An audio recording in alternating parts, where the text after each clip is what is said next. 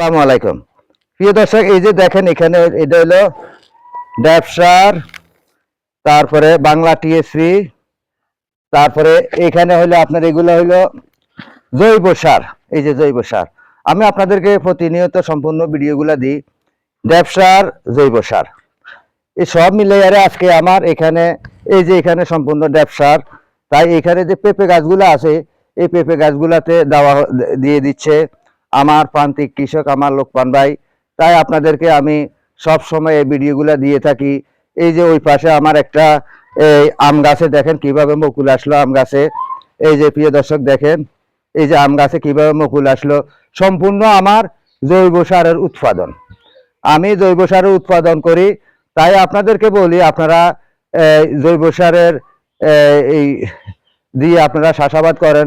সেই চাষাবাদের মাধ্যমে আপনাদের অবশ্যই যে তরকারিগুলো পাবেন, যে সবজিগুলো পাবেন, এগুলা সুস্বাদু হবে। এগুলাতে কোনো কেমিক্যাল থাকে না, এগুলাতে কোনো পার্শ্ব প্রতিক্রিয়া নাই। জৈব সার আপনারা উৎপাদন করতে হইলে আমি এর আগে কয়েকটা ভিডিও দিয়েছি।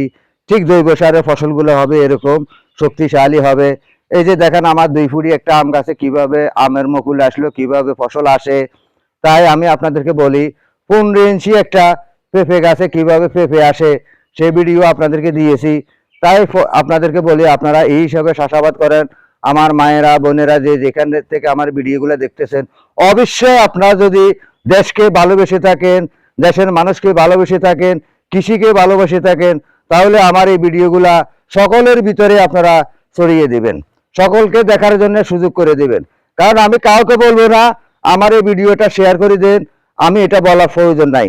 কারণ আমার কার্যকলাপ যদি, আমার বাস্তব জিনিসটা যদি আপনাদের কাছে ভালো লাগে, তাহলে অবশ্যই আপনারা মানুষের ভিতরে ছড়িয়ে দিবেন। সেটা আমাকে বলতে হবে না, সেটা আপনাদের কাজ, আপনারাই করবেন। অবশ্যই আপনারা আমার কথাগুলো বুঝতে পারতেছেন। এই পরবর্তী ভিডিও দেখার জন্য আপনাদেরকে শুভকামনা জানিয়ে আমি আব্দুল মতিন ইউটিউব চ্যানেল ও ফেসবুক পেজ থেকে বিদায় নিচ্ছি। আসসালামু আলাইকুম।